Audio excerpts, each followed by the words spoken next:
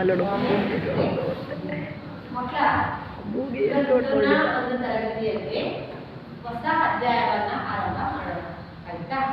ಆ ಅಧ್ಯಾಯ ಆರಂಭ ಮಾಡೋಕ್ಕಿಂತ ಮುಂಚೆ ಒಂದು ಘಟನೆಯ ಬಗ್ಗೆ ಹೇಳ್ತಾ ಹೋಗ್ತೀನಿ. ನಿಮ್ಗೆ ಪ್ರಶ್ನೆ ಕೇಳ್ತೀನಿ, ಅದಕ್ಕೆ ಆನ್ಸರ್ ಮಾಡ್ತಾ ಹೋಗ್ತೀನಿ ಆಯ್ತಾ. ಏನಪ್ಪಾ ಘಟನೆ ಅಂತ ಅಂದ್ರೆ, ಕಿರಣ್ ಒಂದ್ಸಲ ಶಾಲೆಗೆ ತಡವಾಗಿ ಬಂದಿದ್ದಾನೆ. ಕಿರಣ್ ಹುಡುಗ ಶಾಲೆಗೆ ಏನ್ ಮಾಡಿದ್ದಾನೆ? ತಡವಾಗಿ ಬಂದಿದ್ದಾನೆ ಆಯ್ತಾ. ಆಗ ಅಲ್ಲೇ ಶಾಲೆಯ ಅವಧಿ ಪ್ರಾರಂಭ ಆಗಿರುತ್ತೆ. ಶಿಕ್ಷಕರು ತರಗತಿಯ ಒಳಗಿರ್ತಾರೆ. ಹಾಗಾಗಿ ಶಿಕ್ಷಕರು ಅವನನ್ನ ಪ್ರಶ್ನೆ ಮಾಡ್ತಾ ಇದ್ದಾರೆ. ಯಾಕೇನಂತ, ಯಾಕಪ್ಪ ಲೇಟು, ಯಾಕೆ ಲೇಟಾಗಿ ಬಂದಿದ್ಯಾ ಅಂತ ಕೇಳಿ ಆಯ್ತಾ. ಆಗ ಕಿರಣ್ ಹೇಳ್ತಿದ್ದಾನೆ ಏನಂತ ಹೇಳಿದ್ರೆ, ಸರ್, ನಾನು ಬರುವಂತಹ ಸಂದರ್ಭದಲ್ಲಿ ದಾರಿಯಲ್ಲಿ ದೊಡ್ಡ ಹುಲಿ ನನ್ನ ಮೇಲೆ ಆಕ್ರಮಣ ಮಾಡಿತ್ತು.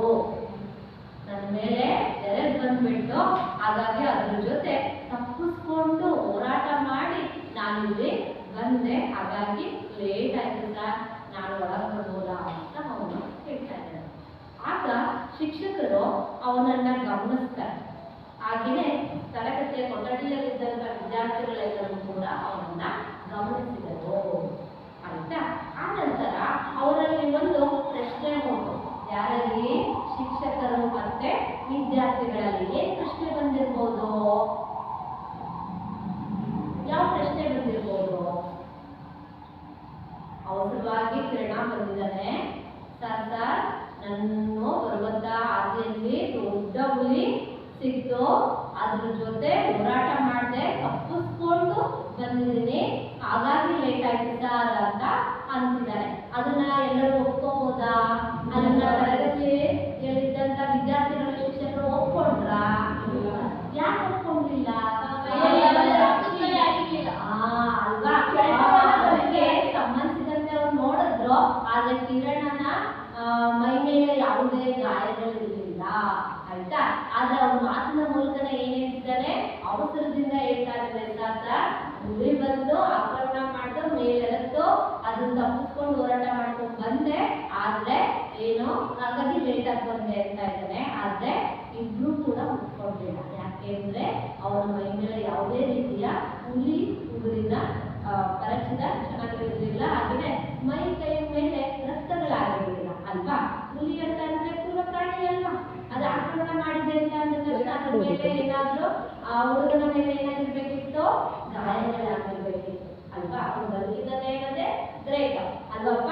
ಬದುಕಿ ಬಂದಿದ್ದಾನೆ ಅಂದ್ರೆ ಅದ್ರ ಮೈ ಮೇಲೆ ಗಾಯಗಳಾಗಿರ್ಬೇಕಿತ್ತು. ಆ ಗಾಯಗಳೇ ಇಲ್ಲ ಅಂತಂದ್ರೆ ಅವ್ನು ಹೇಳಿರುವಂತಹ ಘಟನೆ ಎಲ್ಲ ಏನೋ ಸುಳ್ಳು. ಇದು ಒಂದು ಸುಳ್ಳಿನ ಕಥೆ, ಒಪ್ಲಿಕ್ಕೆ ಸಾಧ್ಯ ಇಲ್ಲ ಅಲ್ವಾ. ಆ ಗಾಯಗಳನ್ನ ನಾವು ಏನಾಗಿ ಇಟ್ಕೊಂಡ್ವಿ? ಆಧಾರವಾಗಿ ಇಟ್ಕೊಂಡ್ವಿ ಅಲ್ವಾ. ಯಾವುದೇ ಘಟನೆಯನ್ನ ನಾವು ಒಪ್ಕೋಬೇಕು ಅಂತ ಅಂದ್ರೆ ಅದಕ್ಕೆ ಏನನ್ನ ಹೇಳ್ತೀವಿ? ಆಧಾರವನ್ನ ಹೇಳ್ತೀವಿ ಅಲ್ವಾ. ಹಾಗೆಯೇ ಇತಿಹಾಸದಲ್ಲೂ ಕೂಡ ಇತಿಹಾಸ ರಚನೆ ಆಗಿದೆ ಅಲ್ವಪ್ಪ. ಇತಿಹಾಸ ರಚನೆ ಆಗ್ಬೇಕಪ್ಪ ಅಂದ್ರೆ ಏನ್ ಬೇಕು? ಆಧಾರ ಕೊಡಬೇಕು ಆಯ್ತಾ. ಹಾಗಾಗಿ ಆಧಾರಗಳಿಲ್ಲದೆ ಇತಿಹಾಸ ಇಲ್ಲ ಅಂತ ಹೇಳಿಬೇಕು. ಯಾವುದೇ ಒಂದು ಘಟನೆಯನ್ನ ತಿಳಿಬೇಕಪ್ಪ ಅಂತಂದ್ರೆ ಆಧಾರಗಳು ಬೇಕು. ಇತಿಹಾಸ ಅಂದ್ರೆ ಅದೇ ಅಲ್ಲ, ಗತಿಸಿ ಹೋದಂತಹ ಘಟನೆಗಳ ಬಗ್ಗೆ ವಿವರಣೆ ಕೊಡೋದೇ ಯಾವುದು? ಇತಿಹಾಸ. ಹಿಂದೆ ಯಾವಾಗಲೂ ನಡೆದಿರುವಂತಹ ಘಟನೆಯನ್ನ ನಾವು ಒಪ್ಕೋಬೇಕಪ್ಪ ಅಂತ ಅಂದ್ರೆ ಇತಿಹಾಸಕಾರರು ಅದಕ್ಕೆ ಸಂಬಂಧಿಸಿದಂತಹ ವಿವರಣೆಗಳನ್ನ ಏನ್ ಮಾಡಿರ್ತಾರೆ? ತಲೆ ಹಾಕಿರ್ತಾರೆ. ಆಧಾರಗಳನ್ನ ಹುಡುಕಿಕೊಂಡು ನೋಡಿ ಅದರ ಬಗ್ಗೆ ಮಾಹಿತಿಯನ್ನ ಬರೆದಿರ್ತಾರೆ ಅಲ್ವಾ. ಆಗ ನಾವು ಇತಿಹಾಸವನ್ನ ಒಪ್ಕೊಳ್ಳಿಕ್ಕೆ ಸಾಧ್ಯ. ಈ ಇತಿಹಾಸ ಅನ್ನೋದು ಒಂದು ಸಾರ್ವತ್ರಿಕವಾದದ್ದಲ್ಲ. ಯಾರ್ಯಾರು ಯಾವ್ಯಾವ ದೃಷ್ಟಿಕೋನದಲ್ಲಿ ನೋಡ್ತಾರೆ ಆಯಾ ದೃಷ್ಟಿಕೋನದಲ್ಲಿ ಅದೇನಾಗುತ್ತೆ ಕಾಣುತ್ತೆ ಅಲ್ವಾ. ನಮ್ಮ ದೇಶದವರು ನೋಡಿದಂತಹ ಸಂದರ್ಭದಲ್ಲೇ ಒಂದು ರೀತಿ ಕಾಣ್ಬೋದು. ವಿದೇಶಿಗರು ಬಂದು ನಮ್ಮ ದೇಶದ ಪ್ರದೇಶಗಳನ್ನ ಅಥವಾ ಆಳ್ವಿಕೆಯನ್ನ ಗಮನಿಸಿದಾಗ ಕಂಡಂತ ವಿಷಯಗಳೇ ಒಂದು ರೀತಿಯಾಗಿ ಕಾಣಬಹುದು. ಹಾಗಾಗಿ ಆಯಾ ದೃಷ್ಟಿಕೋನಕ್ಕೆ ಸಂಬಂಧಿಸಿದಂತೆ ಅದೇನಾಗ್ತಾ ಹೋಗುತ್ತೆ? ಬದಲಾವಣೆಯನ್ನ ಹೊಂದುತ್ತಾ ಹೋಗುತ್ತೆ ಆಯ್ತಾ. ಹಾಗಾಗಿ ಮಕ್ಕಳ ನಾವಿವತ್ತು ಈ ಒಂದು ಹೊಸ ಅಧ್ಯಾಯಕ್ಕೆ ಬರೋಣ. ಯಾವುದೋ ಆಧಾರಗಳು ಬಹಳ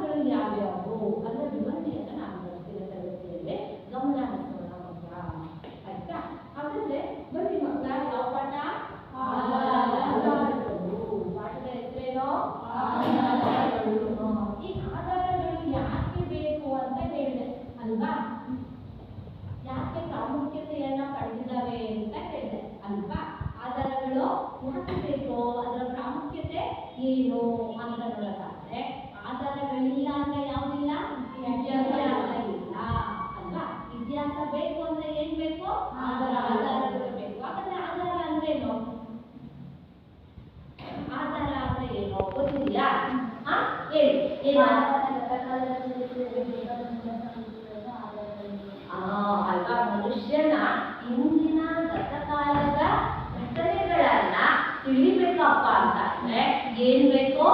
ಆಧಾರಗಳು ಬೇಕು ಅಂತ. ಗತಿಸಿ ಹೋದ ಘಟನೆಗಳ ಬಗ್ಗೆ ತಿಳಿಬೇಕು ಅಂದ್ರೆ ಏನ್ ಬೇಕು? ಆಧಾರಗಳು ಬೇಕು. ಹಾಗಾಗಿ ಆಧಾರ ಅಂತಂದ್ರೆ ಏನು? ಚರಿತ್ರೆಯ ರಚನೆಗೆ ಬೇಕಾಗುವ ಮೂಲ ಸಾಮಗ್ರಿಗಳನ್ನ ಏನಂತ ಕರೀತಾರೆ? ಆಧಾರ ಅಂತ ಹೇಳಿ ಕರೀತಾರೆ. ಗೊತ್ತಾಯ್ತು ಅಲ್ವಾ ಮಕ್ಕಳ? ಗೊತ್ತಾಯ್ತು ಅಲ್ವಾ? ನೋಡಿ ಮಕ್ಕಳ, ಆಧಾರಗಳೆಂದರೆ ಏನು ಅಂತ ಹೇಳಿದೆ ಅಲ್ವಾ? ಹೇಳಿ ಒಂದ್ಸಲ. ಏನೋ? ಮಾನವನ ಬದುಕಾದ ಚರಿತ್ರೆಯ ಬೆಳವಣಿಗೆಗೆ ಬೇಕಾದ ಮೂಲ ಸಾಮಗ್ರಿಗಳನ್ನು ಆಧಾರ ಎನ್ನುವರು. ಮಾನವನ ಗತಕಾಲದ ಚರಿತ್ರೆಯ ರಚನೆಗೆ ಬೇಕಾದ ಮೂಲ ಸಾಮಗ್ರಿಗಳನ್ನು ಆಧಾರ ಎನ್ನುವರು. ರಚನೆಗೆ ಬೇಕಾಗುವ ಮೂಲ ಸಾಮಗ್ರಿಗಳನ್ನ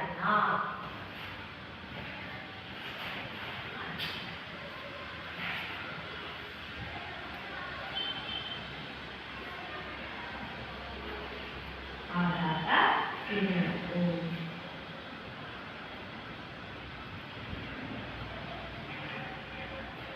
ಅಲ್ವಾ ಮಕ್ಕಳ? ಮಾನವನ ಗತಕಾಲದ ಅಂದ್ರೆ ಇತಿಹಾಸ ರಚನೆಗೆ ಸಂಬಂಧಿಸಿದಂತೆ ಹಿಂದೆ ನಡೆದು ಹೋದಂತಹ ಘಟನೆಗಳಿಗೆ ಸಂಬಂಧಿಸಿದಂತೆ ರಚನೆ ಮಾಡ್ಬೇಕಪ್ಪ ಅಂದ್ರೆ, ಬರಿಬೇಕಪ್ಪ ಅಂತಂದ್ರೆ ನಮಗೆ ಬೇಕಾಗುವಂತಹ ಮೂಲ ಸಾಮಗ್ರಿಗಳನ್ನ ಏನಂತ ಕರೀತಾರೆ? ಆಧಾರ ಅಂತ ಹೇಳಿ ಕರೀತಾರೆ. ಈ ಆಧಾರವನ್ನ ಮಾನವನ ಅಸ್ಥಿಪಂಜರಕ್ಕೆ ಹೋಲಿಸಲಾಗುತ್ತೆ. ಯಾವುದಕ್ಕೆ ಹೋಲಿಕೆ ಮಾಡ್ತಾರೆ? ಮಾನವನ ದೇಹದಲ್ಲಿ ಅಸ್ಥಿಪಂಜರ ಇದೆ ಅಲ್ವಾ? ಮೂಳೆಗಳಿದಾವೆ ಅಲ್ವಪ್ಪ? ಅವಿಲ್ಲ ಅಂತಂದ್ರೆ ದೇಹ ಬರೀ ಏನಾಗುತ್ತೆ? ಮಾಂಸದ ಮುಂದೆ ಆಗಿರುತ್ತೆ ಅಲ್ವಾ? ಅದಿರೋದ್ರಿಂದಲೇ ಏನೋ ಒಂದು ಮಾನವ ಸ್ಥಿರವಾಗಿ ನಿಂತ್ಕೊಳ್ಳಿಕ್ಕೆ, ಸ್ಥಿರವಾಗಿ ಇರಲಿಕ್ಕೆ ಸಾಧ್ಯ. ಅದಿಲ್ಲ ಅಂತಂದ್ರೆ ಅವನು ಮಾನವನ ದೇಹದ ರಚನೆ ಹಾಗೆ ಇರಲಿಕ್ಕೆ ಸಾಧ್ಯ ಇರ್ತಿರ್ಲಿಲ್ಲ ಅಲ್ವಾ? ಹಾಗೆ ಆಧಾರಗಳು ಇತಿಹಾಸಕ್ಕೆ ಏನಾಗಿದ್ದಾವೆ? ಮಾನವನ ದೇಹದ ಅಸ್ಥಿಪಂಜರದಂತೆ ಇದಾವೆ ಅಂತ ಹೇಳಿ ಹೋಲಿಸಿರೋದನ್ನ ಕಾಣಲಾಗುತ್ತೆ. ಆಯ್ತಾ? ಹಾಗೇನೆ ಯಾವ್ಯಾವ ಆಧಾರಗಳಿರ್ತವೆ ಅಂತ ನೋಡಲಾದ್ರೆ ಗಮನಿಸಿ, ರಚನೆಯ ಸಂದರ್ಭದಲ್ಲಿ ಅನೇಕ ಸಾಮ್ರಾಜ್ಯದ ರಾಜರುಗಳು ಏನನ್ನ ಕಟ್ಟಿಸಿದ್ದಾರೆ? ಕೋಟೆಗಳನ್ನ, ಅರಮನೆಗಳನ್ನ ನಿರ್ಮಿಸಿರೋದನ್ನ ಕಾಣ್ತೀವಿ. ಹೌದಲ್ವಪ್ಪ? ಇವು ಆಯಾ ಕಾಲದ ಘಟನೆಗಳ ಬಗ್ಗೆ ವಿವರಣೆಯನ್ನ ಕೊಡ್ತವೆ ಅಲ್ವಾ? ಹಾಗಾಗಿ ಕೋಟೆ, ಅರಮನೆ, ದೇವಾಲಯಗಳು ಏನಿದಾವಲ್ಲ, ದೇವಾಲಯಗಳಾಗಿರ್ಬಹುದು. ಹಾಗೆ ಯಾವ ಚಿತ್ರ ಕಾಣ್ತಿದೆ? ಅಲ್ವಾ? ಈ ನಾಣ್ಯಗಳು ಕೂಡ ಯಾವುದಕ್ಕೆ ಸಂಬಂಧಿಸಿರುತ್ತೆ? ಆಯಾ ಕಾಲದ ಧಾರ್ಮಿಕ ಸ್ಥಿತಿ, ಆರ್ಥಿಕ ಸ್ಥಿತಿಯ ಹಾಗೆ ರಾಜನ ಅವಧಿ, ಕಾಲಗಳನ್ನ ತಿಳಿಸೋದನ್ನ ಕಾಣ್ತೀವಿ. ಇದು ಕೂಡ ಆಧಾರ ಅಂತ ಹೇಳ್ಬೋದು ಅಲ್ವಪ್ಪ? ಹೌದಲ್ವಪ್ಪ? ಹಾಗಾಗಿ ಕಟ್ಟಡಗಳಾಗಿರ್ಬೋದು, ಅರಮನೆಗಳಾಗಿರ್ಬೋದು, ಕೋಟೆಗಳಾಗಿರ್ಬೋದು, ಸ್ಮಾರಕಗಳಾಗಿರ್ಬೋದು, ಇವು ಕೂಡ ಏನಾಗಿದ್ದಾವೆ? ಆಧಾರಗಳಾಗಿವೆ ಅಲ್ವಾ? ಸಾಹಿತ್ಯನೂ ಕೂಡ ಆಧಾರನೇ. ಆ ಸಾಹಿತ್ಯದ ಜೊತೆಗೆ ಇವು ಕೂಡ ಏನಾಗಿದ್ದಾವೆ? ಆಧಾರಗಳಾಗಿವೆ ಅಲ್ವಾ? ಅಂದ್ರೆ ಈಗ ಬರೋಣ, ಆಧಾರದ ಪ್ರಕಾರಗಳು ಯಾವ್ಯಾವು ಅಂತ ಫಸ್ಟ್ ಕೇಳಿಸ್ಕೊಳ್ಳಿ. ಆಧಾರದ ಪ್ರಕಾರಗಳು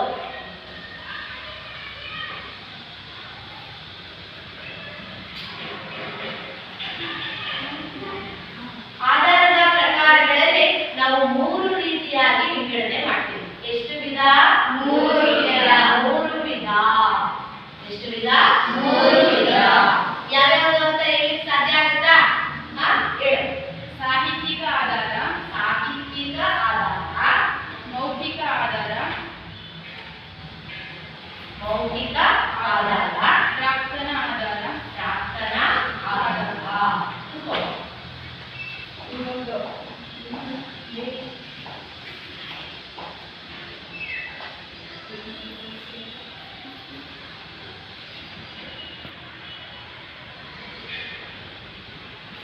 ನೋಡಿ ಮಕ್ಕಳ, ಆಧಾರಗಳಲ್ಲಿ 3 ವಿಧ.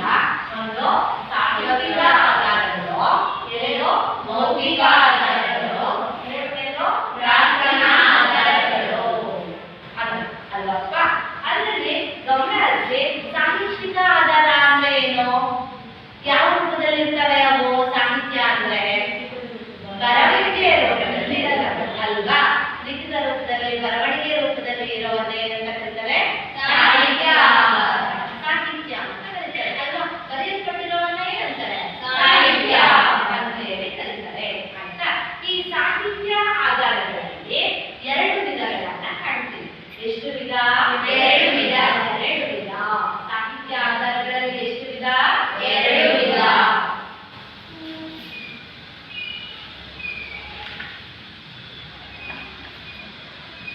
ಲಿಖಿತ ರೂಪದಲ್ಲಿ ಬರೆಯಲ್ಪಟ್ಟಿರುವಂತೆ ಸಾಹಿತ್ಯ ಆಧಾರಗಳು ಅಂತ ಹೇಳಿ ಕರೆಯಲಾಗುತ್ತೆ.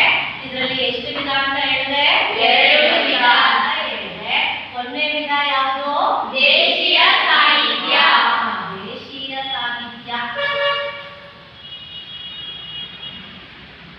ಎರಡನೇದು ವಿದೇಶೀಯ ಸಾಹಿತ್ಯ. ವಿದೇಶೀಯ ಸಾಹಿತ್ಯ ಅಲ್ವಾ? ಹೌದಲ್ವಾ? ನನ್ನದಲ್ವಪ್ಪ? ಇದರ ಮೇಲೆ ನಿಂತ್ಕೊಂಡು ಹೇಳೋ ಯಾವ್ಯಾವ ಎರಡು ಹೇಳೋ? ದೇಶೀಯ ಸಾಹಿತ್ಯ, ವಿದೇಶಿ ಸಾಹಿತ್ಯ. ವಿದೇಶೀಯ ಸಾಹಿತ್ಯ ಅಲ್ವಾ? ಇದರಲ್ಲಿ ಈಗ ಫಸ್ಟ್ ನೋಡೋಣ ನಾವು ಯಾವುದು? ದೇಶೀಯ ಸಾಹಿತ್ಯ. ದೇಶೀಯ ಅಂದ್ರೆ ಏನು? ದೇಶದವರೇ ಅಂತ ಅಲ್ವಾ? ದೇಶೀಯ ಅಂದ್ರೇನು? ದೇಶದವರೇ. ದೇಶದಲ್ಲಿ ಇರುವಂತವರೇ ಏನ್ ಮಾಡಿದ್ದಾರೆ? ರಚನೆ ಮಾಡಿದ್ದಾರೆ, ಬರೆದಿದ್ದಾರೆ. ಆ ಸಾಹಿತ್ಯವನ್ನ ಏನಂತ ಕರೀತಾರೆ? ದೇಶೀಯ ಸಾಹಿತ್ಯ ಅಂತ ಅಲ್ವಾ? ಹೇಳಲಿಕ್ಕೆ ಸಾಧ್ಯನಾ? ದೇಶ ಅಂದ್ರೆ ಯಾವುದು? ದೇಶ ಯಾವುದು? ಹಾಗಾದ್ರೆ ಭಾರತೀಯರಿದ್ದಾರೆ ರಚನೆಯಾಗಿರುವ ಸಾಹಿತ್ಯವನ್ನ ಏನಂತ ಕರೀತಾರೆ? ದೇಶೀಯ ಸಾಹಿತ್ಯ. ಈಗ ದೇಶೀಯ ಸಾಹಿತ್ಯ ಏನು? ಸಾಹಿತ್ಯವನ್ನು ದೇಶೀಯ ಸಾಹಿತ್ಯ ಎನ್ನುವರು. ಭಾರತೀಯರಿದ್ದಾರೆ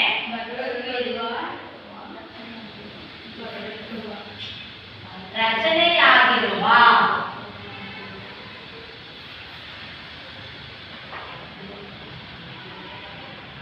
ಸಾಹಿತ್ಯವನ್ನು ದೇಶೀಯ ಸಾಹಿತ್ಯ ಎನ್ನುವರು. ಆಯ್ತಾ? ವಿದೇಶೀಯ ಸಾಹಿತ್ಯ ಅಂದ್ರೇನು?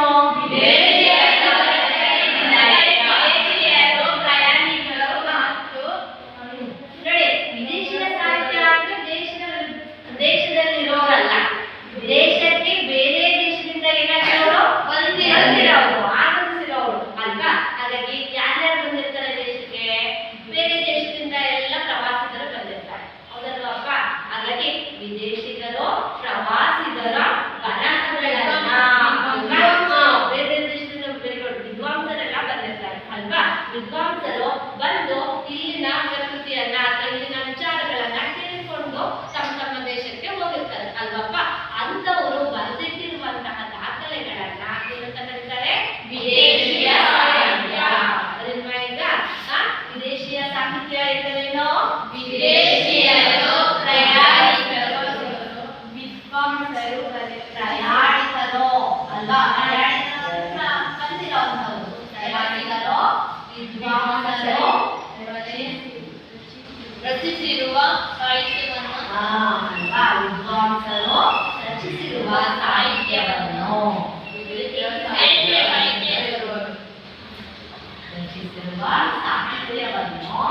ವಿದೇಶಿ ಸಾಹಿತ್ಯ ಎನ್ನುವರು.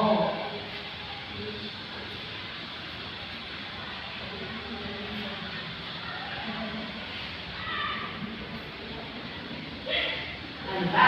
ವಿದೇಶಿ ಸಾಹಿತ್ಯ ಎನ್ನುವರು ಅಲ್ವಾ? ಈಗ ಸುಮಾರು ಹೇಳ್ತಾನೆ ಈಗ ವಿದೇಶಿ ಸಾಹಿತ್ಯ ಅನ್ನೋದ್ರ ಬಗ್ಗೆ. ಇದರ ಮೇಲೆ ವಿದೇಶಿಯರು, ಪ್ರಯಾಣಿಕರು, ವಿದ್ವಾಂಸರು ರಚಿಸಿರುವ ಸಾಹಿತ್ಯವನ್ನು ವಿದೇಶಿ ಸಾಹಿತ್ಯ ಎನ್ನುವರು. ಅಲ್ವಾ? ಇದನ್ನ ವಿದೇಶಿ ಸಾಹಿತ್ಯ ಅಂತ ವಿದೇಶಿ ಸಾಹಿತ್ಯ ಅಂತ ಹೇಳಿ ಕರೆಯಲಾಗುತ್ತೆ ಅಲ್ವಪ್ಪ? ನೆಕ್ಸ್ಟ್ ಬರೋಣ. ನಿಮಗೆ ಒಂದು ಚಟುವಟಿಕೆ ಈಗ ಏನಪ್ಪಾ ಅಂತಂದ್ರೆ ದೇಶೀಯ ಸಾಹಿತ್ಯಕ್ಕೆ ಉದಾಹರಣೆ ಕೊಡ್ಲಿಕ್ಕೆ ಸಾಧ್ಯ? ನಾವು ಪಟ್ಟಿ ಮಾಡ್ತೀರಾ ಅಲ್ವಾ? ಯಾವ್ಯಾವ ಸಾಹಿತ್ಯಗಳು ದೇಶೀಯ ಸಾಹಿತ್ಯ ಅಂತ ಹೇಳಿಕ್ ಸಾಧ್ಯ ಅಲ್ವಾ? ಪಟ್ಟಿ ಮಾಡಿ ಫಸ್ಟ್.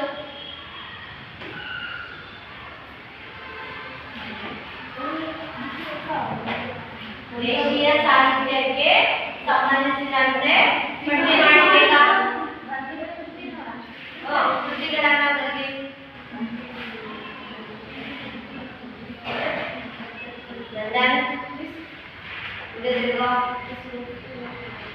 ದೇಶೀಯ ಸಾಹಿತ್ಯ ಯಾವ್ಯಾವ ಕೃತಿಗಳು ಬರ್ತವೆ ಅವನ್ನ ಪಟ್ಟಿ ಮಾಡ್ತಾ ಹೋಗಿ. ಯಾವ್ಯಾವ ಕೃತಿದೆ ಸಾಹಿತ್ಯ ಅವನ್ನ ಪಟ್ಟಿ ಮಾಡಿ.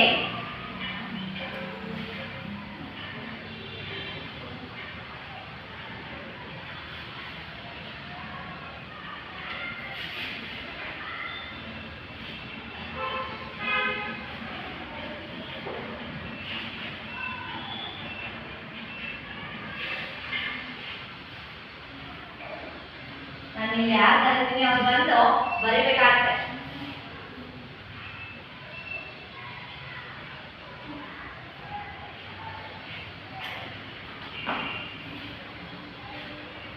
ಬರಲ್ಲ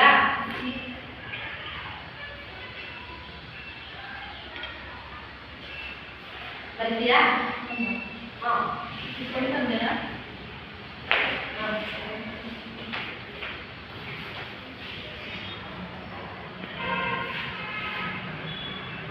ಗೌಸಿಯಲ್ಲಿ ಬಾಣಭಟ್ಟ. ಯಾರು? ಬಾಣಭಟ್ಟ. ಅವ್ರು ಬರೆದಿರುವಂತ ಕೃತಿ ಬರೀತಾ ಇದ್ದಾರೆ ಯಾವುದು? ಅಲ್ವಾ? ನೀವು ವರ್ಧನ ಸಾಮ್ರಾಜ್ಯ ಕೇಳಿದಿರ ಅಲ್ವಪ್ಪ? ಆ ವರ್ಧನನ ಸಾಮ್ರಾಜ್ಯದ ಪ್ರಸಿದ್ಧ ದೊರೆ ಯಾರು? ಹರ್ಷವರ್ಧನ ಅಲ್ವಾ? ಆ ಹರ್ಷವರ್ಧನನ ಬಗ್ಗೆ ಮಾಹಿತಿಯನ್ನ ಈ ಕೃತಿ ಕೊಡುತ್ತೆ. ಬಾಣಭಟ್ಟನ ಕೃತಿ ಯಾವುದು? ಹರ್ಷಚರಿತ. ಆಯ್ತಾ? ವಿಜಯ, ವಿಕ್ರಮಾರ್ಜುನ ವಿಜಯ.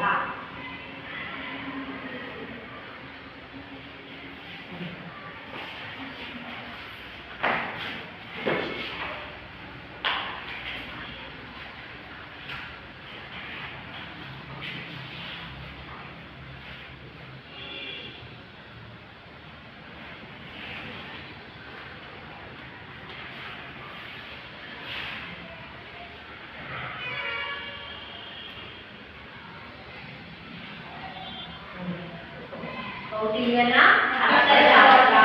ಪಂಪ ಬರೆದಿರುವಂತ ಕೃತಿ ವಿಕ್ರಮಾರ್ಜುನ ವಿಜಯ. ಆದಿಪುರಾಣ ಮತ್ತೆ ವಿಕ್ರಮಾರ್ಜುನ ವಿಜಯ ಅನ್ನೋ ಗ್ರಂಥಗಳು ಅಲ್ವಾ? ಮತ್ತೆ ಇನ್ಯಾವುದೇ ಹೇಳಕ್ ಸಾಧ್ಯನಾ? ಹಾ ಹೇಳಿ. ಅಲ್ಲ ಇದು ಕೇಳಿದ್ದೀರಾ ಅಲ್ಲ ನೀವು? ನಮ್ಮ ಕರ್ನಾಟಕದ ಬಗ್ಗೆ ಮಾಹಿತಿ ಕೊಡುವಂತದ್ದು ಶ್ರೀ ವಿಜಯನ ಗ್ರಂಥದಲ್ಲಿ ಬರುತ್ತೆ ಅಂತ. ಶ್ರೀ ವಿಜಯ ಬರೆದಿರುವಂತ ಕೃತಿ ಯಾವುದು?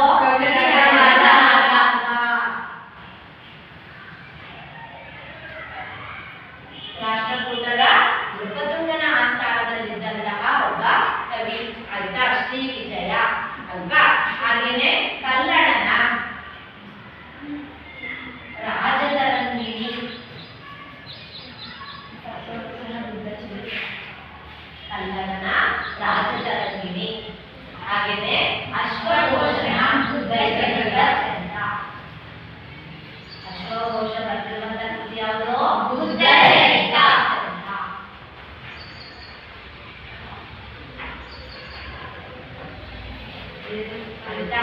ಹಾಗೆಯೇ ವಿಶಾಖದತ್ತನ ಕೃತಿ ಯಾವುದು? ವಿಶಾಖದತ್ತ ಬರೆದಿರುವಂತ ಕೃತಿ ಯಾವುದು? ಮುದ್ರಾ ರಾಕ್ಷಸ. ಇವೆಲ್ಲವೂ ಕೂಡ ಏನು? ದೇಶೀಯ ಸಾಹಿತ್ಯಕ್ಕೆ ಉದಾಹರಣೆ. ದೇಶೀಯ ಸಾಹಿತ್ಯಕ್ಕೆ ಉದಾಹರಣೆ. ಅದೇ ರೀತಿ ವಿದೇಶಿ ಸಾಹಿತ್ಯ ಪಟ್ಟಿ ಮಾಡಲಿಕ್ಕೆ ಸಾಧ್ಯನಾ? ಹೇಳಿ. ಇದಂತೂ ಬಹಳ ಪ್ರಮುಖವಾದಂತಹ ಕೃತಿ ಅಲ್ವಾ? ಮೌರ್ಯರು ಕೇಳಿದಿರಲ್ವಾ? ಭಾರತದ ಪ್ರಸಿದ್ಧವಾದಂತಹ ಮೌರ್ಯ ಸಾಮ್ರಾಜ್ಯ ಚಂದ್ರಗುಪ್ತ ಮೌರ್ಯ. ಹಾಗೆಯೇ ಪ್ರಸಿದ್ಧ ಅರಸ ಮೌರ್ಯರಲ್ಲಿ ಯಾರು? ಅಶೋಕ ಮಹಾರಾಜ ಅಲ್ವಾ? ಅವರ ಒಂದು ಕಾಲದ ಬಗ್ಗೆ ವಿವರಣೆಯನ್ನ ಕೊಡುವಂತಹ ಗ್ರಂಥನೆ ಯಾವುದು? ಮೆಗಸ್ತನೀಸನ ಇಂಡಿಕಾ ಕೃತಿ ಅಲ್ವಾ? ಹಾಗೇನೆ ಪಾಹಿಯಾನ್ ಅಲ್ವಾ? ಮತ್ತೊಬ್ಬ ವಿದೇಶಿ ಯಾತ್ರಿಕ ಯಾರು? ಪಾಹಿಯಾನ್. ಪಾಹಿಯಾನ್ ಬರೆದಿರುವಂತ ಕೃತಿ ಯಾವುದು?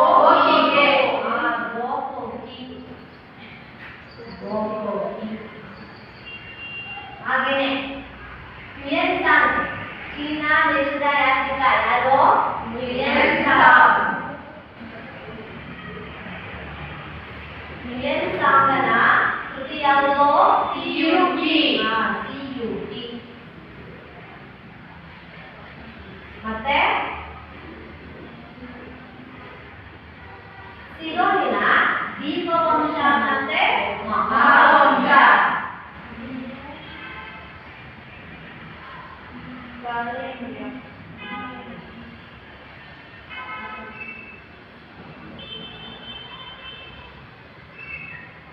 ಅಲ್ವಾ? ದೀಪವಂಶ ಮತ್ತೆ ಟಾಲೆಮಿಯಾ ಟಾಲಮಿಯಾ ಜಿಯೋಗ್ರಫಿ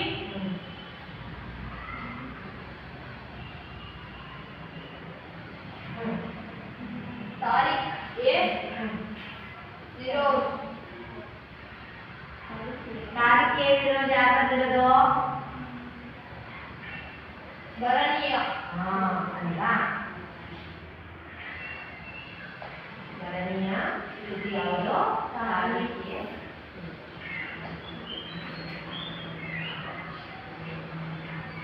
ಹಾಗೆಯೇ ವಿಜಯನಗರ ಸಾಮ್ರಾಜ್ಯದ ಕಾಲಕ್ಕೆ ಸಂಬಂಧಿಸಿದಂತೆ ಅನೇಕ ಜನ ಪ್ರವಾಸಿಗರು ವಿಜಯನಗರಕ್ಕೆ ಬಂದಿದ್ದಾರೆ, ಪ್ರವಾಸವನ್ನ ಮಾಡಿದ್ದಾರೆ, ಅದ್ಭುತವಾಗಿ ವರ್ಣನೆಯನ್ನ ಮಾಡಿದ್ದಾರೆ. ನ್ಯೂಡಲ್ಸ್ ಆಗಿರ್ಬೋದು, ನಿಕೋಲೋಫೆಂಟಿ ಆಗಿರ್ಬೋದು ಅಲ್ವಾ, ಅವರೆಲ್ಲರೂ ಕೂಡ ಭಾರತಕ್ಕೆ ಬಂದಿದ್ರು, ಆ ಆಸ್ಥಾನದಲ್ಲಿ ಇದ್ರು, ಅಲ್ಲಿ ಮುತ್ತು ರತ್ನಗಳನ್ನ ಸೇರಿನ ಮೂಲಕ ಅಳತೆ ಮಾಡ್ತಾ ಇದ್ರು, ಸಂತೆಗಳಲ್ಲಿ ಇಟ್ಟು ಅನ್ನೋ ವಿವರಣೆಗಳು ನಮಗೆ ಅವರ ಬರಹದಿಂದ ಸಿಕ್ಕಿದ್ದಾರೆ ಅಲ್ವಾ. ಆಗ ವಿಜಯನಗರ ಸಾಮ್ರಾಜ್ಯದ ಬಗ್ಗೆ ನಮಗೆ ಗೊತ್ತಾಯ್ತು ಅಲ್ವಾ, ಅಲ್ಲಿನ ಆರ್ಥಿಕ ಸ್ಥಿತಿ ಹೇಗಿತ್ತು ಅನ್ನೋದು ಗೊತ್ತಾಗುತ್ತೆ ಅಲ್ವಾ. ಹಾಗೇನೆ ರಾಜನ ವೈಭವ ಹೇಗಿತ್ತು, ಆ ಸಾಮ್ರಾಜ್ಯದ ವೈಭವ ಹೇಗಿತ್ತು ಅನ್ನೋ ಮಾಹಿತಿ ನಮಗೆ ಸಿಗುತ್ತೆ ಅಲ್ವಾ. ಹಾಗಾಗಿ ವಿದೇಶಿಗರಿಂದಲೂ ಕೂಡ ನಮಗೆ ಆಧಾರಗಳು ಸಿಕ್ಕಿವೆ ಆಯ್ತಾ. ಇದಿಷ್ಟು ಏನು ವಿದೇಶಿ ಸಾಹಿತ್ಯ. ಸಾಹಿತ್ಯ ಅಂದ್ರೆ ಬರೆಯಲ್ಪಟ್ಟಿರುವಂತವು ಆಯ್ತಾ. ನೋಡ್ತೋಗೋಣ ಈಗ. ರೆಡ್ಡಿ ಯಾವ್ದಲ್ಲ ಬಾಣಭಟ್ಟ ಹರ್ಷಚರಿತ ಹರ್ಷಚರಿತ ಪಂಪ ವಿಕ್ರಮಾರ್ಜುನ ವಿಜಯ ಆದಿಪುರಾಣ ಮತ್ತು ವಿಕ್ರಮಾರ್ಜುನ ವಿಜಯ. ಕೌಟಿಲ್ಯ ಅರ್ಥಶಾಸ್ತ್ರ ಅದು ಬಹಳ ಪ್ರಮುಖವಾದಂತಹ ಕೃತಿ ಅರ್ಥಶಾಸ್ತ್ರ ಅಲ್ವಾ. ಆರ್ಥಿಕ, ರಾಜಕೀಯ, ಆಡಳಿತಾತ್ಮಕ ಎಲ್ಲ ವಿಚಾರಗಳನ್ನ ಇದು ತಿಳಿಸ್ಕೊಡುತ್ತೆ. ನೀವು ರಾಜ್ಯಶಾಸ್ತ್ರಕ್ಕಂದು ಕಲಿತೀರಾ, ಅಲ್ಲೂ ಕೂಡ ಕೌಟಿಲ್ಯನ ಅರ್ಥಶಾಸ್ತ್ರ ಬರುತ್ತೆ ಅಲ್ವಾ. ಹಾಗಾಗಿ ರಾಜಕೀಯ ನೀತಿ, ಆರ್ಥಿಕ ನೀತಿ, ಆಡಳಿತಾತ್ಮಕ ನೀತಿಗಳೆಲ್ಲಗಳ ವಿವರಣೆಯನ್ನ ನಾವು ಇಲ್ಲಿ ಕಾಣ್ತೀವಿ. ಶ್ರೀ ವಿಜಯ ಕವಿರಾಜ ಮಾರ್ಗ ಅಲ್ವಾ, ಕನ್ನಡ ಮೂಲಕ ಅಲ್ವಾ, ಕವಿರಾಜ ಮಾರ್ಗ. ಕಲ್ಲಣ ರಾಜತರಂಗಿಣಿ ಅಶ್ವಘೋಷ ಬುದ್ಧ ಚರಿತ ಶಾಖದತ್ತ ಮುದ್ರ ರಾಕ್ಷಸ ರಾಕ್ಷಸ. ಇನ್ನು ವಿದೇಶಿ ಸಾಹಿತ್ಯಕ್ಕೆ ಬಂದ್ರೆ ಮೆಗಸ್ತನೀಸ್ ಇಂಡಿಕಾ ಪಾಯ್ಯಾನ್ ಗೋಗೋಕಿ ಎನ್ಸಾ ಸಿಯೋಗಿ ದೀಪವಂತ ಮತ್ತು ಮಹಾವಂತ ಕಾಲನಿ ಜಿಯೋಗ್ರಫಿ ಬರಮಿ ತಾರಕೆ ವಿಜಯೋಗಿ ಅಲ್ವಾ. ಕಲ್ತ್ಕೊತೀರ ಅಲ್ವಾ. 2 ಅಂಕಕ್ಕೆ ಅಥವಾ 3 ಅಂಕಕ್ಕೆ ಬರುತ್ತೆ. ಇದಷ್ಟೇ ಗಟ್ಟಿ ಮಾಡಿ ಅಂತ ಕೇಳ್ಬೋದು, ಅಥವಾ ದೇಶೀಯ ಸಾಹಿತ್ಯ ಎಂದರೇನು ಉದಾಹರಣೆ ಕೊಡಿ ಅಂತ ಕೇಳ್ಬೋದು. ಹಾಗೆಯೇ ವಿದೇಶಿ ಸಾಹಿತ್ಯ ಎಂದರೇನು ಉದಾಹರಣೆ ಕೊಡಿ ಅಂತ ಕೇಳ್ಬೋದು. ಅಥವಾ ದೇಶೀಯ ಸಾಹಿತ್ಯಕ್ಕಿಂತ ದೇಶೀಯ ಸಾಹಿತ್ಯ ಮತ್ತು ವಿದೇಶಿ ಸಾಹಿತ್ಯದ ನಡುವಿನ ವ್ಯತ್ಯಾಸ ಕೇಳ್ಬೋದು. ಭಿನ್ನವಾಗಿದೆ ಹೇಗೆ? ದೇಶೀಯ ಸಾಹಿತ್ಯ ವಿದೇಶಿ ಸಾಹಿತ್ಯಕ್ಕಿಂತ ಭಿನ್ನವಾಗಿದೆ ಹೇಗೆ ಅಂದ್ರೆ ವ್ಯತ್ಯಾಸವನ್ನ ಕಲಿಬೇಕಾಗುತ್ತೆ. ಅರ್ಥಾತ್ಯ ಅವಾಗ ನೀವು ಎಂದರೇನು ಉದಾಹರಣೆ, ಎಂದರೇನು ಉದಾಹರಣೆ ಅಂತ ಕಾಲಂ ಹಾಕಿ ಬರೀಬೇಕಾಗುತ್ತೆ. ವ್ಯತ್ಯಾಸವನ್ನು ಕಲಿತೀರಾ ಅಲ್ವಾ. ಇದಿಷ್ಟು ಏನು ಸಾಹಿತ್ಯ ಆಧಾರದ ಪ್ರಕಾರಗಳು ಆಯ್ತಾ. ಒಂದೇ ದಿನ ಆಯ್ತಾ. ಸಾಹಿತ್ಯಾಧಾರದ ಪ್ರಕಾರಗಳು ಗೊತ್ತಿದ್ದೀರಾ ಅಲ್ವಾ. ಕ್ವಶನ್ ಕೇಳಿದ್ರೆ ಹೇಳ್ತೀರಾ ಅಲ್ವಾ. ನಾನು ಕೇಳ್ತೀನಿ ಈಗ, ಕ್ವಶನ್ ಕೇಳ್ತೀನಿ ಅವಾಗ ಹೇಳ್ಬೇಕು ಆಯ್ತಾ.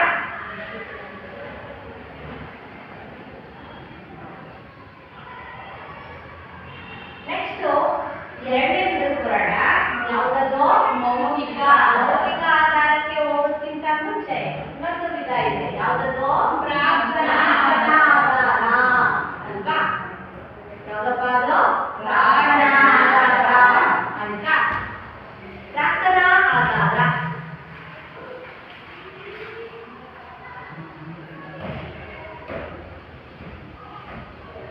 ಪ್ರಾರ್ಥನಾ ಆಧಾರ ಅಂತ ಅಂದ್ರೆ ಏನು ಅನ್ನೋದನ್ನ ನೋಡ್ಬೇಕು ಅಲ್ವಾ.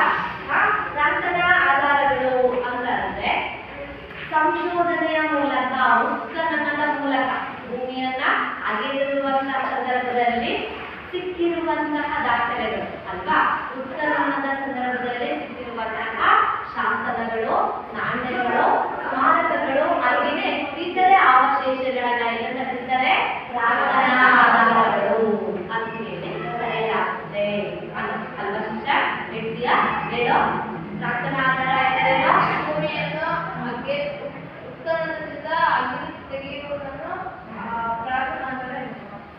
ಹೇಳಿದ್ದು ಆ ಉತ್ಖನನದ ಸಂದರ್ಭದಲ್ಲಿ ಸಂಶೋಧನೆಯ ಸಂದರ್ಭದಲ್ಲಿ ಸಿಕ್ಕಿರುವಂತಹ ಶಾಸನ ನಾಣ್ಯ ಸ್ಮಾರಕ ಇತರೆ ಪಳೆಯುಳಿಕೆಗಳನ್ನು ಏನಂತ ಕರೀತಾರೆ ಶಾಸನ ಆಧಾರ ಹೇಳಿದ್ರ ಹುಡುಗರಲ್ಲಿ ನೀವು ಯಾರಿದ್ದೀರಾ ಸಂಶೋಧನೆ ಮತ್ತು ಉತ್ಖನನಗಳಿಂದ ದೊರೆತಿರುವ ಅವಶೇಷಗಳನ್ನು ಶಾಸನ ಅಲ್ವಾ ಯಾವುದರಿಂದ ಸಂಶೋಧನೆ ಮತ್ತು ಉತ್ಖನನಗಳಿಂದ ಸಂಶೋಧನೆ ಮತ್ತು ಉತ್ಖನನಗಳಿಂದ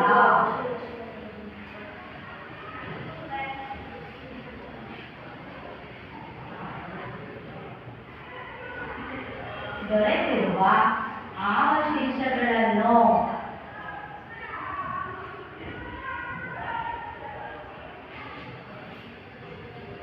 ಪ್ರಾರ್ಥನಾ ಆಧಾರ ಎನ್ನುವುದು.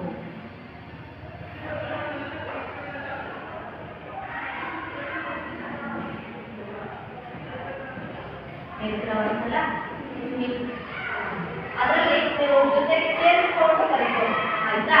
ಬರೀ ದೊರೆತಿರುವ ಈಗ ಅವಶೇಷಗಳ ಜೊತೆಗೆ ಏನೇನು ದೊರೆತಿದ್ದಾವೆ ಅಂತ ಸೇರಿಸಿಕೊಂಡು ಹೇಳ್ಬೋದು.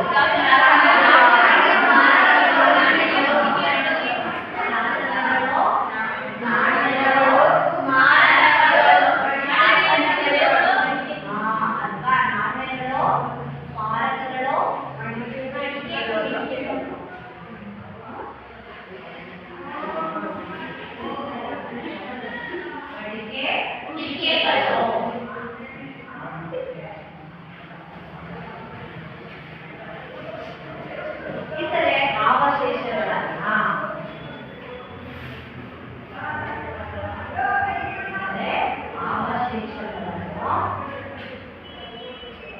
ಪ್ರಾರ್ಥನಾ ಆಧಾರ ಎನ್ನುವುದು ಅಲ್ವಾ. ಮೊದಲಪ್ಪ ಸಂಶೋಧನೆ ಮಾಡಿದಂತ ಸಂದರ್ಭದಲ್ಲಿ ಏನಾಗಿದ್ದಾವೆ ಸಿಕ್ಕಿದ್ದಾವೆ. ಇವುಗಳ ಮೂಲಕ ನಾವು ಆಯಾ ಕಾಲದ ರಚನೆಯ ಬಗ್ಗೆ ನಾವು ಅರ್ಥ ಮಾಡ್ಕೊಳ್ಳೋದಕ್ಕೆ ಸಾಧ್ಯ ಆಗಿದೆ. ಇದು ಸಿಂಧುಗಳಲ್ಲಿ ನಾಗರಿಕತೆ ನಡೆದೇ ಎಷ್ಟು ವರ್ಷಗಳಾಗಿದೆ ಅಲ್ವಾ. ಅದ್ರ ಬಗ್ಗೆ ನಮಗೆ ಏನು ತಿಳಿದು ಆ ಸಂಶೋಧನೆಯನ್ನ ಮಾಡಿದಂತ ಸಂದರ್ಭದಲ್ಲಿ ಏನಾಯ್ತು ಅವರು ಬಳಸ್ತಾ ಇದ್ದಂತಹ ಮಾಹಿತಿ ಸಿಕ್ಕಿದೆ ಅಲ್ವಾ. ಅವ್ರು ಈಜುಕುಳ ಮಹೇಂದ್ರದಾರಿನ ಈಜುಕುಳ ಅಲ್ವಾ. ಅದ್ರ ಬಗ್ಗೆ ನಾವು ವರ್ಣನೆಯನ್ನ ಕಾಣ್ತೀವಿ ಅಲ್ವಾ ಅಪ್ಪ. ಅವರ ಒಂದು ನಗರ ಯೋಜನೆಯನ್ನ ಕಾಣ್ತೀವಿ ಅಲ್ವಪ್ಪ. ಆ ರೀತಿ ನಗರ ಕಟ್ಟಡಗಳನ್ನ ಹೇಗೆ ಕಟ್ಕೊಂಡಿದ್ರು ಅನ್ನೋ ಮಾಹಿತಿ ನಮಗೆ ಹೆಂಗ್ ದೊರೆಯುತ್ತೆ ಆ ಉತ್ಖನನ ಮಾಡಿದಾಗ ಅವರ ಹಾಕೊಂಡಿರುವಂತ ಕಟ್ಟಡದ ರೀತಿ ಈಜುಕುಳದ ಒಂದು ಆಧಾರ ಆಯ್ತಾ. ಅವ್ರು ಬಳಸ್ತಾ ಇದ್ದಂತ ವಸ್ತುಗಳು ಸಿಕ್ಕಿದ್ದಾವೆ. ಅದನ್ನ ಅದಕ್ಕೆ ಏನ್ ಮಾಡ್ತಾರೆ ಅದನ್ನ ಕಂಡುಹಿಡಿದಿದ್ದಾರೆ ಆಯ್ತಾ. ಅದು ನಮಗೆ ಇದನ್ನ ಕೊಟ್ಟು ಮಾಹಿತಿಯನ್ನ ಕೊಟ್ಟು ಅವರ ಬಗ್ಗೆ ಆಯ್ತಾ. ಇನ್ನು ಶಾಸನಗಳು ಅಂದ್ರೆ ಏನಪ್ಪ ಕಲ್ಲಿನಿಂದ ಬರೆಯಲ್ಪಟ್ಟಿರ್ತಾರೆ ಅಲ್ವಾ. ಕಲ್ಲಿನ ಮೇಲೆ ಏನ್ ಮಾಡಿರ್ತಾರೆ ಅವನ್ನ ಬರೆಯಲ್ಪಟ್ಟಿರ್ತಾರೆ. ಉದಾಹರಣೆಗೆ ನೋಡಿ ಇಲ್ಲಿ ಒಂದು ಅಲ್ಮಿಡಿ ಶಾಸನ ಇದೆ. ಯಾವ್ದು ಅಲ್ಮಿಡಿ ಶಾಸನ ಕನ್ನಡದ ಮೊದಲ ಶಾಸನ ಯಾವುದು ಅಲ್ಮಿಡಿ ಶಾಸನ ಅಲ್ವಾ. ಆ ಅಲ್ಮಿಡಿ ಶಾಸನದಲ್ಲಿ ಆ ಕದಂಬ ವಂಶದ ಸ್ಥಾಪಕ ಕದಂಬರ ಕಾಕುಸ್ಥವರ್ಮನ ಬಗ್ಗೆ ವರ್ಣನೆ ಮಾಡಿದ್ದಾರೆ. ಕಾಕುಸ್ಥವರ್ಮನ ಕಾಲದಲ್ಲಿ ಇದು ಏನಾಗಿದೆ ರಚನೆಯಾಗಿದೆ ಆಯ್ತಾ. ಈ ಶಾಸನ ಇರೋದ್ರಿಂದ ನಮಗೆ ಏನ್ ತಿಳಿತು ಕದಂಬ ವಂಶದ ಬಗ್ಗೆ ತಿಳಿತು ಅಲ್ಲ. ಅದ್ರ ಬಗ್ಗೆ ಮಾಹಿತಿ ಸಿಕ್ತು ಅಲ್ಲ ಇತಿಹಾಸಕಾರರಿಗೆ. ಇತಿಹಾಸಕಾರರು ಕದಂಬ ವಂಶದ ಬಗ್ಗೆ ಬರೆಯಲು ಸಹಾಯಕ ಆಯಿತು ಅಲ್ವಪ್ಪ. ಹಾಗಾಗಿ ಶಾಸನಗಳು ಸಹಾಯಕವಾಗಿದೆ. ಹಾಗೇನೆ ಶಾಸನಗಳ ಪಿತಾಮಹ ಅಂತ ಕರೀತಾರೆ ಚಕ್ರವರ್ತಿಯನ್ನ ಅಂತ. ಅವ್ರ ಕಾಲದಲ್ಲಿ ಅಪಾರ ಪ್ರಮಾಣದಲ್ಲಿ ಅವರ ಕಲ್ಲಿನ ಮೇಲೆ ಏನ್ ಮಾಡಿದ್ದಾರೆ ಸ್ತಂಭ ಶಾಸನಗಳೆಲ್ಲ ಬರ್ತಿದ್ದಾರೆ ಅಲ್ವಾ. ಅಲಹಾಬಾದ್ ಸ್ತಂಭ ಶಾಸನ ಆಯ್ತಾ ಹೌದಲ್ವಪ್ಪ. ಹಾಗಾಗಿ ಅವನ ಕಾಲದಲ್ಲಿ ಬಹಳಷ್ಟು ಮಾಹಿತಿಗಳು ಅವನ ಶಾಸನಗಳಿಂದ ತಿಳಿಯುತ್ತೆ ಆಯ್ತಾ. ಇನ್ನು ನಾಣ್ಯಗಳು ಆರ್ಥಿಕ ಧಾರ್ಮಿಕ ಸ್ಥಿತಿಯನ್ನ ಒದಗಿಸ್ಕೊಡ್ತಾರೆ. ಹಾಗೆಯೇ ಯಾವ್ಯಾವ ಖನಿಜ ಲೋಹ ಅನ್ನೋದು ಬಳಕೆಯಲ್ಲಿತ್ತು ಅನ್ನೋದ್ರ ಬಗ್ಗೆ ತಿಳಿಯುತ್ತೆ. ಇನ್ನ ದೇವಾಲಯ ಕಟ್ಟಡಗಳು ಅಲ್ವಾ, ಸ್ತೂಪಗಳು ಮಸೀದಿಗಳು ಅಲ್ವಾ, ಜೈನ ಬೌದ್ಧರ ಕಾಲಕ್ಕೆ ಮಾಹಿತಿಯನ್ನ ನೀಡ್ತವೆ ಅಲ್ವಪ್ಪ. ಅವು ಕೂಡ ನಮಗೆ ಇತಿಹಾಸ ರಚನೆಗೆ ಸಹಾಯಕ ಆಗಿದ್ದಾವೆ ಅಂತ ಹೇಳಿ ಹೇಳ್ಬೋದು. ಪ್ರಾರ್ಥನಾ ಆಧಾರ ಅಂದ್ರೆ ಇದು ಇದರಲ್ಲಿ ಎಷ್ಟು ವಿಧ? 3 ವಿಧ. ವಿಧಗಳೆಷ್ಟು? ಪ್ರಕಾರಗಳೆಷ್ಟು? 3 ವಿಧ. ಒಂದನೇದು ಯಾವುದು? ಶಾಸನಗಳು. ನಾಟಕ ಲಿಪಿ. ಎರಡನೇದು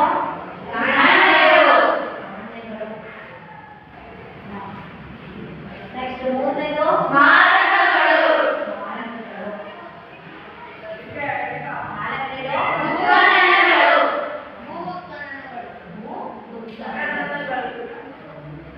ಭೂಉತ್ಖನನಗಳು ಅಂತಂದ್ರೆ ಇತರೆ ಅವಶೇಷಗಳು ಅಲ್ಲಿ ಬರುತ್ತಲ್ಲ ಮನೆಗೆ ಕೊಟ್ಟಿರೋ ಇತರೆ ಅವಶೇಷಗಳು ಅಂತ ಅವು ಭೂಉತ್ಖನನಗಳು. ಗೊತ್ತಾಗ್ತಿದೆ ಅಲ್ವಾ? ಎಷ್ಟು ವಿಧ ಇದಾವೆ? 4 ವಿಧ. ಇದನ್ನು ಒಂದ್ಸಲ ಈಗ ಪ್ರಾರ್ಥನಾ ಆಧಾರ ಎಂದರೇನು? ಸಂಶೋಧನೆ ಮತ್ತು ಉತ್ಖನನಗಳಿಂದ ಎದ್ದಿರುವ ಶಾಸನಗಳು, ಸ್ಮಾರಕಗಳೊಳಗೆ ಗುಹೆಗಳು, ಇತರೆ ಅವಶೇಷಗಳನ್ನು ಪ್ರಾರ್ಥನಾ ಆಧಾರ ಎನ್ನುವರು. ಶಾಸನದ 4 ವಿಧ: ಶಾಸನಗಳು, ನಾಣ್ಯಗಳು, ಸ್ಮಾರಕಗಳು, ಭೂಉತ್ಖನನಗಳು. ಇದು ಅಲ್ವಪ್ಪ? ಈ ಟಾಪಿಕ್ ಅರ್ಥ ಆಯ್ತು ಅಂತ ಅನ್ಕೊಂಡಿದ್ದೆ ಅಲ್ವಾ? ಇಷ್ಟೇ ಇದು ಪ್ರಾರ್ಥನಾ ಆಧಾರಗಳು ಅಂದ್ರೆ ಏನು, ಹಾಗೆ ವಿಧಗಳಾಗುವುದು. ಆಯ್ತಾ? ನೆಕ್ಸ್ಟ್ ಇನ್ನೂ ಒಂದು ವಿಧ ಇದೆ. ಯಾವುದದು? ಮೌಖಿಕ ಆಧಾರ. ಮೌಖಿಕ ಆಧಾರ.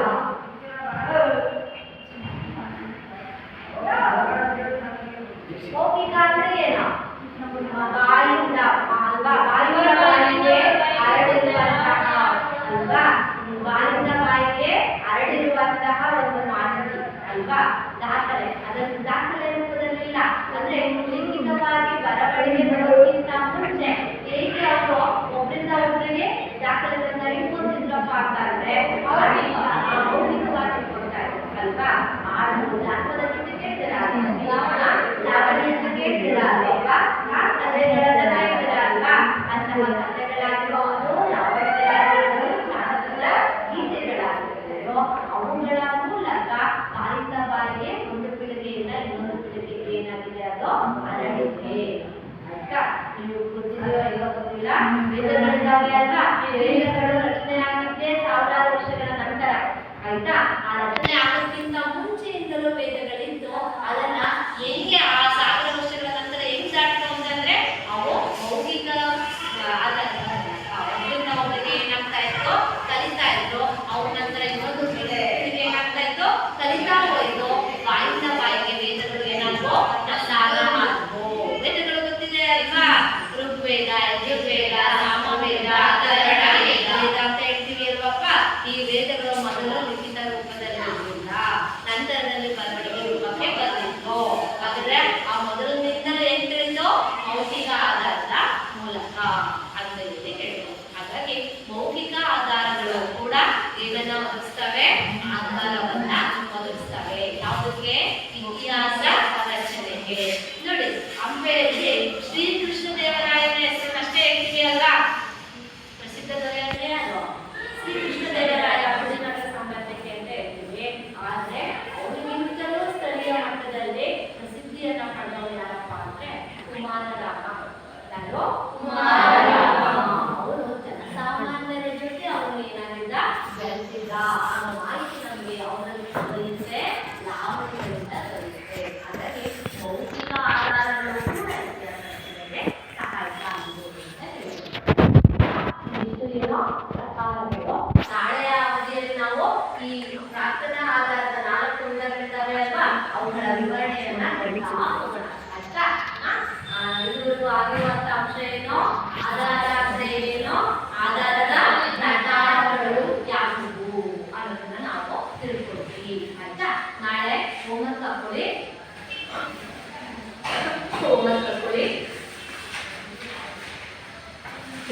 ಆಧಾರ ಎಂದರೇನು?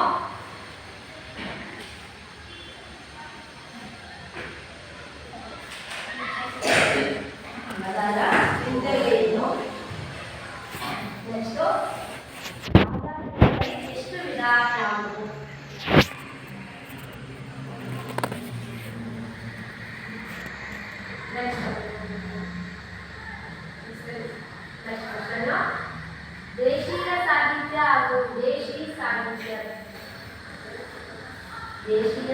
ಸಾಹಿತ್ಯ ಹಾಗೂ ವಿದೇಶಿ ಸಾಹಿತ್ಯದ ಬಗ್ಗೆ ಬರೆಯಿರಿ.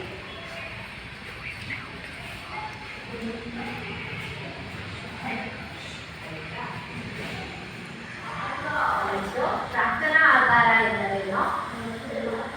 ವಿಧಗಳ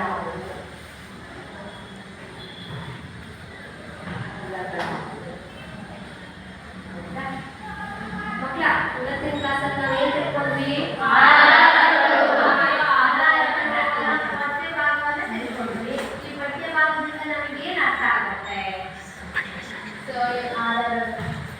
ಯಾವುದೇ ಘಟನೆಯನ್ನ ನಾವು ಸುಲಭವಾಗಿ ನಂಬಲಿಕ್ಕೆ ಸಾಧ್ಯ ಇಲ್ಲ. ಅದಕ್ಕೆ ನಾವು ಏನನ್ನ ಹೇಳ್ತೀವಿ? ಆಧಾರಗಳನ್ನ ಹೇಳ್ತೀವಿ ಅಲ್ವಾ? ಯಾರೋ ನಮಗೆ ಸುಲಭವಾಗಿ ಮೋಸಗೊಳಿಸಲಿಕ್ಕೆ ಸಾಧ್ಯ ಇಲ್ಲ. ಯಾರೋ ಹೇಳಿದ್ರು ನಾವು ಸುಲಭವಾಗಿ ನಂಬಬಾರ್ದು ಅಲ್ವಾ? ಅದನ್ನ ಪರಾಮರ್ಶಿಸಿ ನೋಡ್ಬೇಕು, ಅವಲೋಕಿಸಿ ನೋಡ್ಬೇಕು ಅಲ್ವಾ? ಆಧಾರ ಅದ್ರ ಬಗ್ಗೆ ಏನಿರ್ಬೋದು ಅನ್ನೋದನ್ನ ಚಿಂತಿಸಿ ನೋಡ್ಬೇಕು ಅಲ್ವಾ? ಆ ಒಂದು ಅರ್ಥವನ್ನ ತಿಳಿಸಿದ್ರೆ ಹಾಗೆಯೇ ಇತಿಹಾಸ ಹೆಂಗೆ ರಚನೆ ಆಯ್ತು ಅಲ್ವಾ? ಇತಿಹಾಸ ಸುಲಭವಾಗಿ ರಚನೆ ಆಗಿದೆ ಅಲ್ವಾ? ಅದು